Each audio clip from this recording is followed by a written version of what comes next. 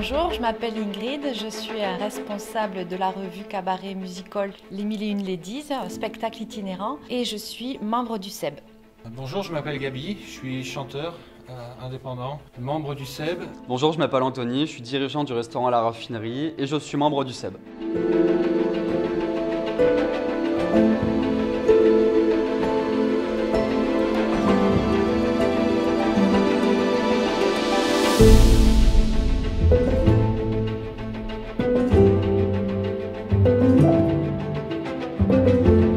Alors le premier confinement a été une réelle surprise pour moi et mes collègues, mais on a essayé de garder le lien en s'appelant, en se soutenant.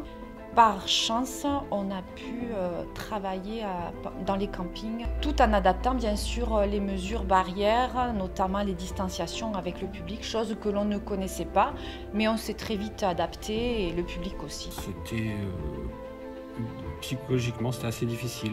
En fait, le mois de février, c'est assez creux et sur mars-avril, ça reprend tout doucement. Donc voilà, ça m'a pénalisé un peu, mais c'était pas très grave. Alors le premier confinement, ça a été une grosse surprise, mais surtout beaucoup de stress, parce que c'était quelque chose de nouveau, ça nous était jamais arrivé auparavant. Enfin, on ne savait pas dans quoi on allait aller, enfin, dans quelle direction aller, on était un peu perdus.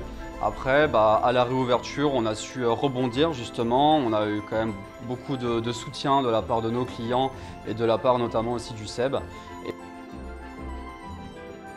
Cette deuxième phase est bien plus difficile à accepter.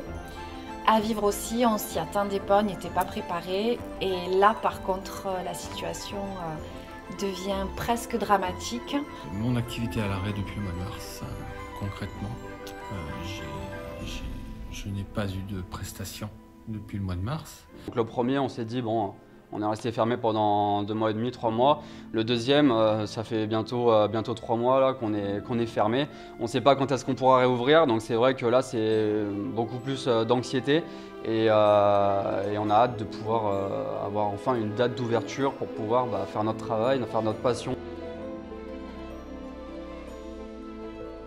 Là, pour le moment, je ne le vois pas. C'est un gros brouillard. Concrètement, j'ai beaucoup de mal à me projeter, étant donné que je dépends principalement d'autres. Enfin, mes clients sont tous impactés et donc eux-mêmes ont du mal à se projeter, donc ne veulent pas forcément s'engager. Malgré toutes ces aides de l'État, c'est vrai qu'il reste le côté psychologique qui est très compliqué, le côté à venir, parce que les aides ne vont pas être éternelles et on sait qu'au bout d'un moment, ça va s'arrêter. Moi, personnellement, je ne sais pas. Je pense que d'ici 6 mois maximum, je serai obligé d'arrêter.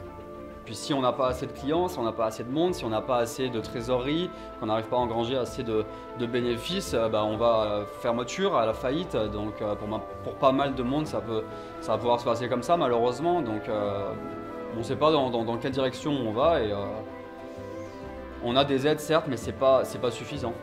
Le SEB m'apporte un soutien. Moi qui suis assez isolé, travaillant déjà seul, ça me permet d'avoir un retour supplémentaire, des avis et du soutien. Justement, c'est l'entourage qui nous permet de garder la tête haute, c'est la foi en l'avenir qui nous permet de croire que ça va s'améliorer. Et puis, sans compter aussi sur le soutien des membres du SEB qui est quand même bien présent et qui nous permet de garder le moral à certains moments où c'est difficile. Donc, merci.